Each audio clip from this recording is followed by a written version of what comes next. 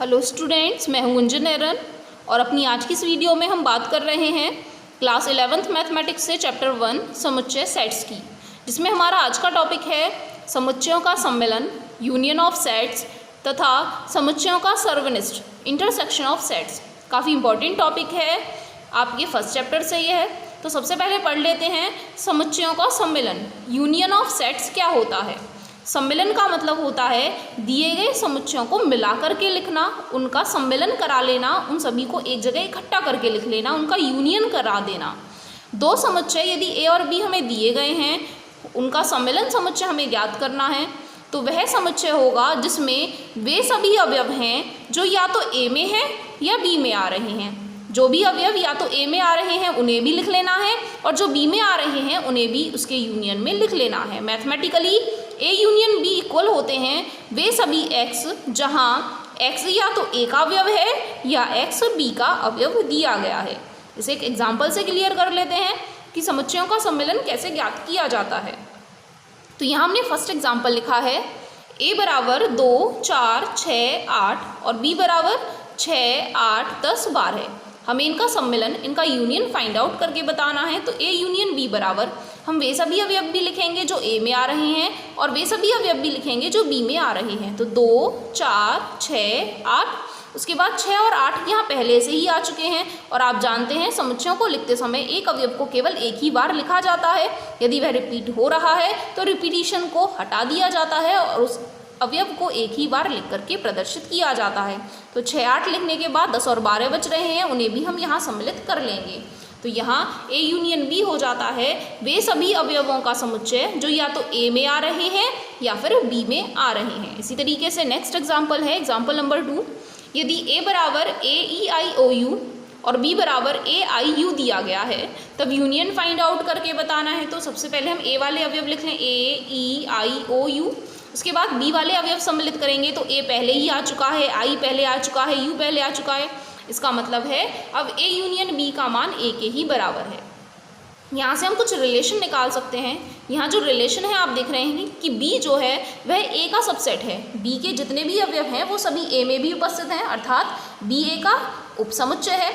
यदि एक समुच्चय दूसरे का उपसमुच्चय है और हम उनका यूनियन निकाल रहे हैं तो उनका यूनियन बड़े वाले समुच्चय के बराबर आता है। जिसमें ज़्यादा अवयव है उसके बराबर आता है, जिसमें से दूसरा समुच्चय बनाया गया है उसी के बराबर हमें आंसर मिल जाता है। जिसका भी सबसेट वह लिया गया है वही हमें आंसर में मिलने वाला है। यदि ए बी का सबसेट होता तो हम ए यूनियन बी का मान बी के बराबर लिख करके बताते, क्योंकि अब ए बी में से बनाए गए होंगे। तो यदि हम बी को लिख लेते हैं तो ए तो अपने आप ही आ जाएंगे। इसके बाद सम्मेलन की संक्रिया के कुछ गुणधर्म आपको पढ़ लेने हैं। आपकी टेक्स्ट बुक में ये गुणधर्म दिए गए हैं। फर्स्ट होता है ए यूनियन बी बराबर होता है बी यूनियन ए के। चाहे हम ए और बी का सम्मेलन ज्ञात करें या फिर बी और ए का सम्मेलन ज्ञात करें, दोनों के ऑर्डर को चेंज करने से आंसर पे कोई फर्क नहीं पड़ने वाला है, दोनों वैल्यू इक्वल ही होती हैं। इस नियम को क्रम विनिमय नियम कहा जाता है, कम्यूटेटिव लॉ कहा जाता है। सेकेंड होता है A union B union C equal होंगे A union B union C के। अगर हमें 3 समुच्चय दिए गए हैं तो सबसे पहले हम ए और बी को हल कर लें, उसके बाद सी को उसके साथ हल करें, या बी और सी को हल करने के बाद ए को बाद में उनके साथ हल करें। यह दोनों ही मान बराबर बराबर होते हैं और इस नियम को साहचर्य नियम कहा जाता है। थर्ड नियम है ए यूनियन फाई का मान ए के बराबर होता है यदि एक समुच्चय का किसी रिक्त समुच्चय के साथ यूनियन निकाल रहे हैं। अब रिक्त समुच्चय में तो कोई अवयव नहीं होगा, जितने भी अवयव होंगे वो ए में ही उपस्थित होंगे। तो जब रिक्त समुच्चय के साथ इनका यूनियन निकालेंगे तो ए के बराबर ही हमें आंसर मिल जाएगा। इसे कहा जाता है तत्समक नियम, क्योंकि यहाँ जो फाई होते हैं वह तत्समक अवयव का काम करते हैं। तत्समक अवयव वे अवयव कहलाते हैं जिनके साथ हम संक्रिया लगाएं तो हमें वही अवयव प्राप्त हो जाए जिस पर हम संक्रिया लगा रहे हैं। जैसे गुणा के लिए एक तत्समक अवयव होता है, एक की गुणा आप किसी भी अवयव में कर लीजिए आपको वही अवयव पता चल जाएगा। इसी तरीके से फाई यूनियन के लिए तत्समक अवयव होते हैं। फोर्थ है A union you. A union A का मान ए के बराबर होता है यदि दो समुच्चय समान दिए गए हैं और उनका यूनियन हम निकाल रहे हैं तो वह हमेशा ए के ही बराबर आएगा। इसे हम वर्ग सम नियम कहते हैं। वर्ग रूप में आप देख रहे हैं जैसे गुणा करके बताते हैं, इसी तरीके से यह यूनियन समान मान से यदि हम हल कर रहे हैं तो वह हमें हमेशा वही आंसर देने वाले हैं। यू यूनियन ए, यू प्रदर्शित करते हैं सार्वत्रिक समुच्चय को जो कि दिए गए सभी समुच्चयों के लिए सबसे बड़े समुच्चय का कार्य करते हैं। तो यदि हम सार्वत्रिक समुच्चय के साथ किसी अन्य समुच्चय का यूनियन फाइंड आउट कर रहे हैं, क्योंकि सार्वत्रिक समुच्चय है तो ए उन्हीं में से ही बनाए गए होंगे, तो इसलिए इनका आंसर हमेशा यू के ही बराबर आता है। इसे यू का नियम भी कह दिया जाता है, universal law of union. Union के लिए यूनिवर्सल लॉ हो जाता है। इसके बाद है समुच्चयों का सर्वनिष्ठ, intersection of sets.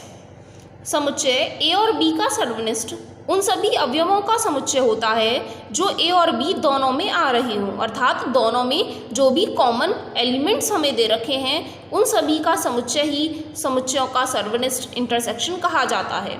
Mathematically A intersection B equal होता है वे सभी एक्स जहाँ एक्स ए में भी हो और एक्स बी में भी हो। जब हमने यूनियन पढ़ा तो वहाँ हमने या लगाया जो या तो ए में आ रहे हो या बी में आ रहे हो, लेकिन इंटरसेक्शन के लिए जो दोनों में ही उपस्थित हैं, ए में भी होने चाहिए और बी में भी होने चाहिए, हम केवल उन्हीं अवयवों का ही समुच्चय बना करके बताएंगे। एग्जाम्पल में माना ए बराबर 2 4 6 8 और बी बराबर 6 8 10 12 लिए गए हैं, तब ए इंटरसेक्शन बी का मान आप देखें इन दोनों ही समुच्चयों में कौन कौन से अवयव कॉमन आ रहे हैं। तो आप देख रहे हैं 2 4 यहाँ है लेकिन यहाँ नहीं है, 6 8 और 6 8 ये दो ही अवयव ऐसे उपस्थित हैं यहाँ जो दोनों ही समुच्चयों में आ रहे हैं, इसीलिए ए इंटरसेक्शन बी में केवल हम अवयव 6 और 8 को ही लिख करके बताएंगे।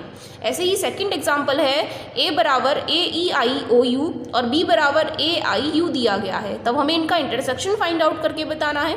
फिर से आप देखेंगे ए दोनों में है, ई नहीं आ रहे हैं दोनों में, आई दोनों में है, ओ भी दोनों में नहीं है, यू दोनों में आ रहे हैं, इसीलिए हमें इंटरसेक्शन में जो एलिमेंट मिल जाते हैं वे हैं ए आई और यू जो कि दिए गए समुच्चय बी के ही बराबर हैं। अतः ए इंटरसेक्शन बी का मान बी के ही बराबर आएगा। हम यहाँ से एक रिजल्ट निकाल सकते हैं, यदि दिए गए समुच्चयों में से एक समुच्चय किसी दूसरे का उपसमुच्चय दिया गया है तब छोटा वाला समुच्चय ही दोनों के इंटरसेक्शन का आंसर होता है। यदि ए बी का सबसेट है अर्थात ए वाला छोटा है तो इंटरसेक्शन का आंसर ए आएगा, और यदि बी ए का उपसमुच्चय अर्थात बी छोटा है, बी ए में से बनाया गया है, तो इंटरसेक्शन का आंसर बी के बराबर आएगा। इसी से रिलेटेड एक क्वेश्चन ए बराबर 1 2 3 4 5 6 7 8 9 10 तक के अंक दिए गए हैं और बी बराबर दिया गया है 2 3 5 7, तब हमें ए इंटरसेक्शन बी का मान ज्ञात करके बताना है। तो आप देखेंगे यहाँ 2 3 5 7 चारों के चारों ही अवयव उपस्थित हैं, जितने भी अवयव बी में हमारे उपस्थित हैं, तो इसलिए ए इंटरसेक्शन बी का मान बी के ही बराबर हो जाएगा। नेक्स्ट एग्जाम्पल है, यदि ए बराबर 2 4 6 8 और बी बराबर 1 3 5 7 दिया गया है, तब इनके इंटरसेक्शन में यदि हम उभयनिष्ठ अवयवों को देखें, कोई भी अवयव यहाँ उभयनिष्ठ आपको दिखाई नहीं दे रहा है। जब कोई भी अवयव यहाँ उभयनिष्ठ नहीं है तो इनके इंटरसेक्शन का मान फाई के बराबर आएगा, अर्थात रिक्त समुच्चय को प्रदर्शित कर रहा होगा। इनके उभयनिष्ठ अवयवों में कोई भी अवयव उपस्थित ना होने के कारण इनका सर्वनिष्ठ समुच्चय खाली ही रहेगा। सर्वनिष्ठ संक्रिया के कुछ गुणधर्म हैं, उन्हें भी हम पढ़ लेते हैं। पहला नियम है ए इंटरसेक्शन बी का मान बी इंटरसेक्शन ए के बराबर होता है, अर्थात चाहे आप ए और बी का सर्वनिष्ठ ज्ञात कर लें, चाहे बी और ए का सर्वनिष्ठ ज्ञात कर लें, दोनों ही बराबर आने वाले हैं। इसे कहते हैं सर्वनिष्ठ संक्रिया में क्रम विनिमय नियम। दूसरा होता है A intersection B intersection C equal A intersection B intersection C, अर्थात चाहे आप पहले ए और बी का इंटरसेक्शन निकालें उसके बाद उसके साथ सी का इंटरसेक्शन निकालें, या पहले बी सी का इंटरसेक्शन निकालने के बाद ए के साथ उसका बाद में इंटरसेक्शन निकालें, तो दोनों मान बराबर ही आएंगे। यह साहचर्य नियम कहा जाता है सर्वनिष्ठ संक्रिया के लिए। थर्ड होता है यदि फाई का ए के साथ इंटरसेक्शन निकाल रहे हैं तो वह फाई के बराबर आएगा। अब क्योंकि फाई रिक्त समुच्चय है, यदि रिक्त समुच्चय का किसी के साथ इंटरसेक्शन निकाल रहे हैं तो वहाँ कोई भी अवयव उपस्थित नहीं है, तो यहाँ इंटरसेक्शन में भी कोई भी अवयव उपस्थित नहीं होगा। इसी तरीके से यदि सार्वत्रिक समुच्चय के साथ यदि हम किसी दिए गए समुच्चय का इंटरसेक्शन फाइंड आउट करके बता रहे हैं, अब क्योंकि ए यू में से ही बनाए गए होंगे, अब क्योंकि यह समुच्चय इनका उपसमुच्चय है तो जो छोटा वाला समुच्चय है वही हमारा इंटरसेक्शन में आंसर होता है।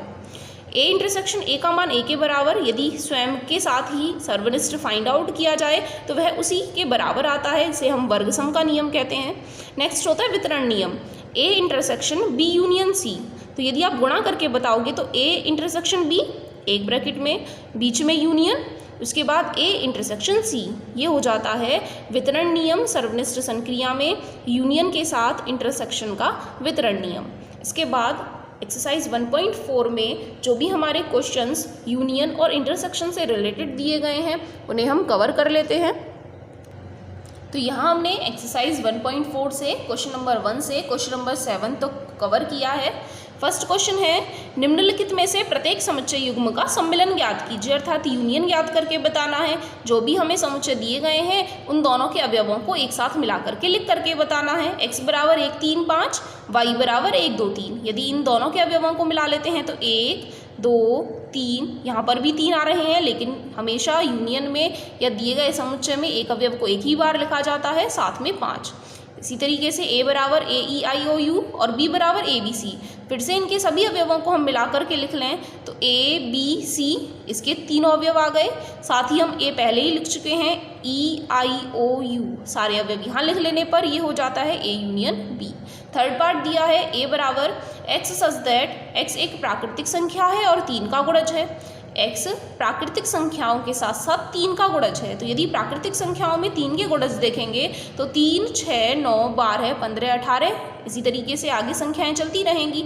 और b में दिया है x संख्या 6 से कम है और एक प्राकृतिक संख्या है। प्राकृतिक संख्याएं 1 से प्रारंभ होती हैं, हमें 1 से प्रारंभ करके 6 से कम अर्थात 5 तक जाना है, तो b का मान हो जाता है 1 2 3 4 5। यदि इनका यूनियन निकाल करके बताएंगे तो 1 2 3 4 5 तक लगातार, उसके बाद 6 9 12 15 18 हमें दिए गए हैं।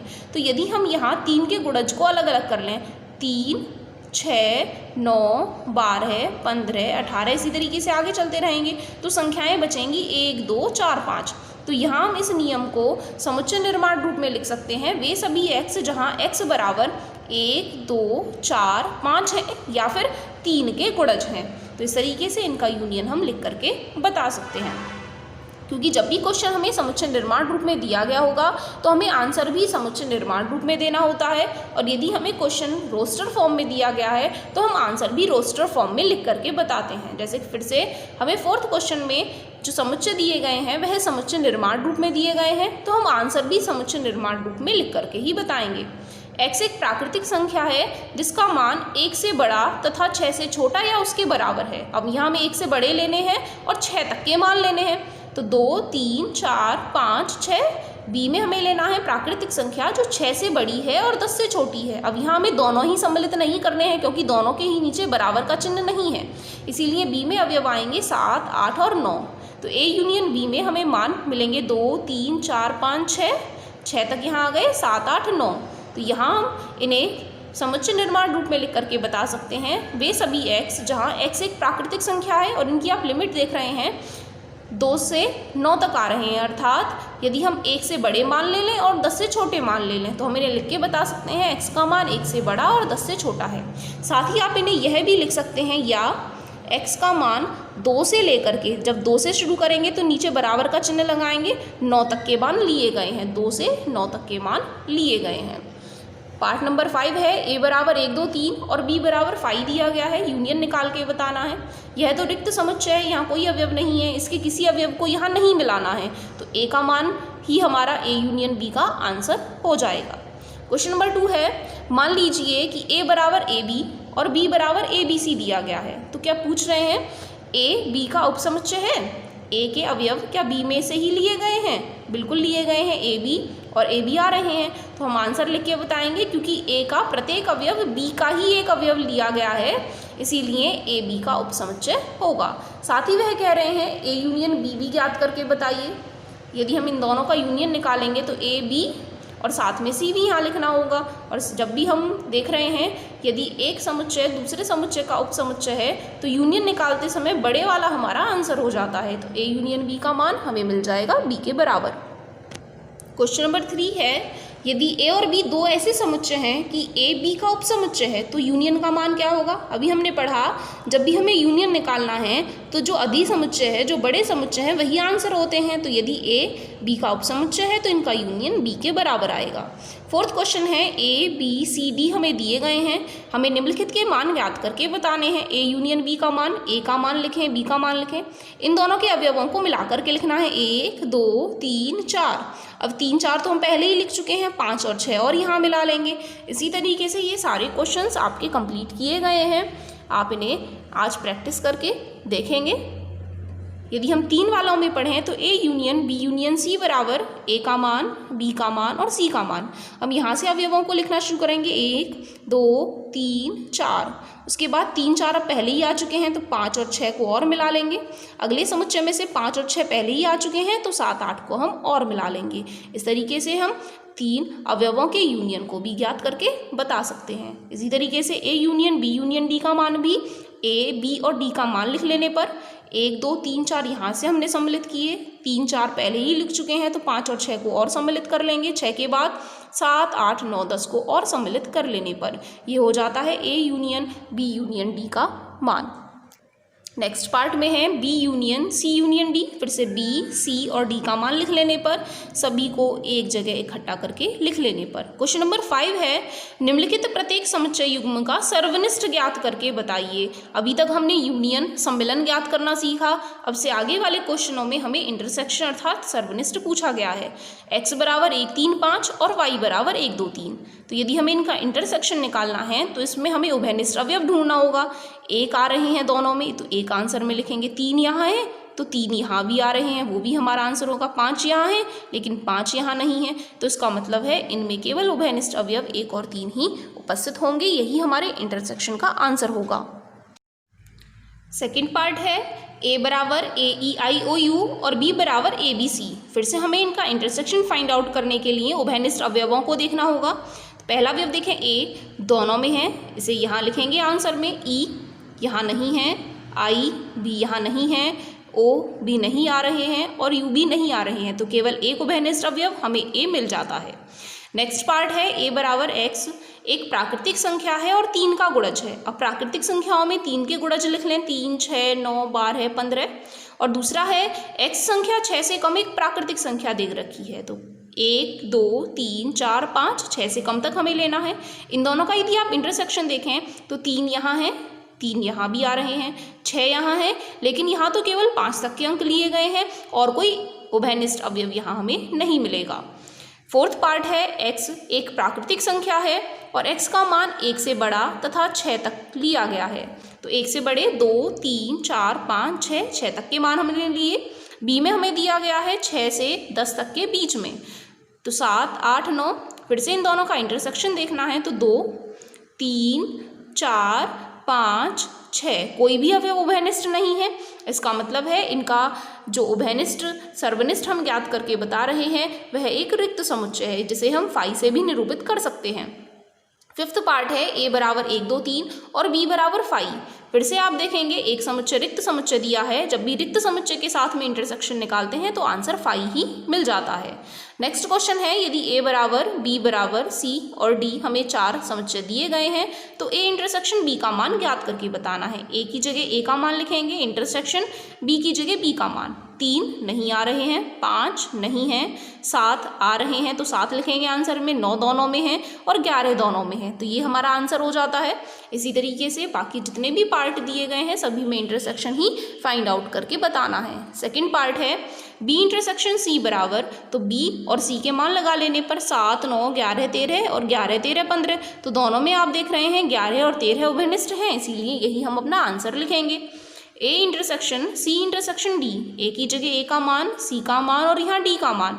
यहाँ देखें 3 यहाँ आ रहे हैं जबकि 3 यहाँ भी नहीं है और यहाँ भी नहीं है। 5 को देखेंगे, 5 इन दोनों में से किसी में नहीं है। 7 यहाँ भी नहीं है, तो आगे तो हमें देखना ही नहीं है क्योंकि तीनों में ही हमें उभयनिष्ठ देखना है। 9 यहाँ आ रहे हैं, यहाँ नहीं आ रहे हैं। 11 यहाँ आ रहे हैं लेकिन अब 11 यहाँ नहीं आ रहे हैं, इसका मतलब है तीनों के तीनों समुच्चयों में कोई भी उभयनिष्ठ अवयव नहीं है, तो हमें आंसर में मिलेगा 5। ए और सी का इंटरसेक्शन, फिर से उभयनिष्ठ अवयव को आंसर में लिखेंगे। बी और डी का इंटरसेक्शन, कोई भी उभयनिष्ठ अवयव यहाँ उपस्थित नहीं है, इसलिए आंसर में लिखेंगे रिक्त समुच्चय को। नेक्स्ट पार्ट है A intersection B union C, A की जगह ए का मान इंटरसेक्शन बी और सी की जगह बी का सी का मान लगा लेंगे। सबसे पहले ब्रैकेट को सॉल्व करेंगे, इन दोनों का यूनियन निकालेंगे। 7, 9, 11, 13, 11, 13 पहले ही लिख चुके हैं, 15 को और सम्मिलित कर लेंगे। अब इन दोनों का इंटरसेक्शन निकाल के बताएंगे। तो आप देख रहे हैं 7, 9, 11 और 7, 9, 11, यहाँ उभयनिष्ठ अवयव है, तो यही हमारा आंसर होगा। ऐसे ही next part, A intersection D, A और डी का मान लगाएंगे। दोनों में कोई उभयनिष्ठ अवयव नहीं है, इसलिए आंसर में 5 लिख करके बताएंगे। A intersection B union D, A, B और डी का मान लगा लेने पर पहले ब्रैकेट सॉल्व करेंगे, इन दोनों का यूनियन लिखेंगे। 7, 9, 11, 13, 15 और 17। अब इनका इंटरसेक्शन देखना है, तो 7, 9, 11 और 7, 9, 11 दोनों में उपस्थित है, वही हमारा आंसर होगा।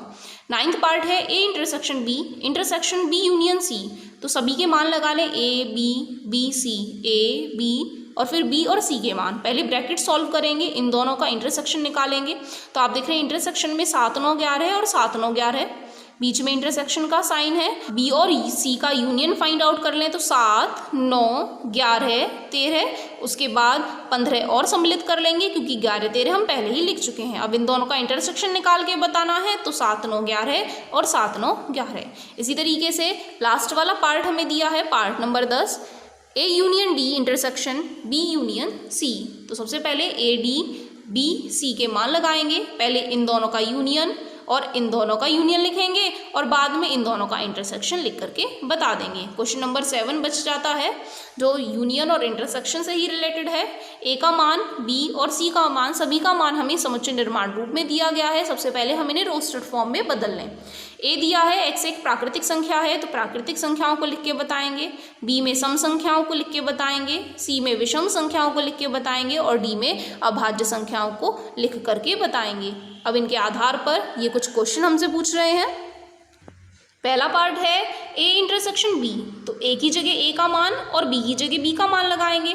आप देख रहे हैं सभी प्राकृतिक संख्याओं और सभी सम संख्याओं में सम संख्या उभयनिष्ठ होती हैं, तो इसलिए आंसर में हमें मिल जाएगा बी, क्योंकि ये दिए गए समुच्चय बी के ही बराबर है। ए इंटरसेक्शन सी में ए की जगह ए का मान और सी की जगह सी का मान, फिर से प्राकृतिक संख्याओं और विषम संख्याओं में विषम संख्याएं उभयनिष्ठ होती हैं, इसलिए आंसर में हमें सी मिल जाएगा। थर्ड पार्ट है ए इंटरसेक्शन डी, ए की जगह ए का मान, डी की जगह डी का मान, प्राकृतिक संख्याओं और अभाज्य संख्याओं में अभाज्य संख्याएं ही उभयनिष्ठ होंगी, इसलिए आंसर में डी लिखेंगे। बी इंटरसेक्शन सी, बी सम संख्याएं और सी विषम संख्याएं हैं। सम और विषम में कभी भी कोई उभयनिष्ठ संख्या नहीं होती है, इसीलिए इनका इंटरसेक्शन एक रिक्त समुच्चय द्वारा फाई द्वारा परिभाषित किया जाएगा।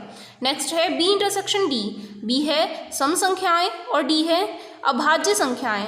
सम अभाज्य संख्या केवल 2 ही होती है, इन दोनों में आप उभयनिष्ठ अवयव को देखेंगे तो 2 हमें आंसर में मिल जाएगा। लास्ट पार्ट है सी इंटरसेक्शन डी, सी की जगह विषम संख्याएं और डी की जगह अभाज्य संख्याएं। अब हमें विषम अभाज्य संख्याओं वाले आंसर लिखने हैं, तो विषम अभाज्य, तो हमें अधिकतर सभी संख्याएं जितनी भी अभाज्य हैं सभी मिल जाएंगी, केवल 2 को छोड़ करके सारी संख्याएं विषम और अभाज्य ही होती हैं, तो 3, 5, 7, 11। अब इसे हम अपने समुच्चय निर्माण रूप में कैसे लिख करके बताएंगे, जिस रूप में हमें क्वेश्चन दिया गया है, तो वे सभी x, जहां x एक विषम अभाज्य संख्या है, क्योंकि यदि हम केवल अभाज्य संख्या लिखेंगे तो 2 भी वहां सम्मिलित होगी, लेकिन एक शब्द विषम लगा लेने से वहां से 2 हट जाएगा और इन दोनों का जो उभयनिष्ठ आ रहा है वही हमें आंसर में मिल जाएगा। तो इस तरीके से आपकी इस एक्सरसाइज में 7 क्वेश्चंस कंप्लीट हो चुके हैं। आगे के क्वेश्चनों की बात हम अपनी नेक्स्ट वीडियो में करेंगे। तो आज के लिए इतना ही, धन्यवाद।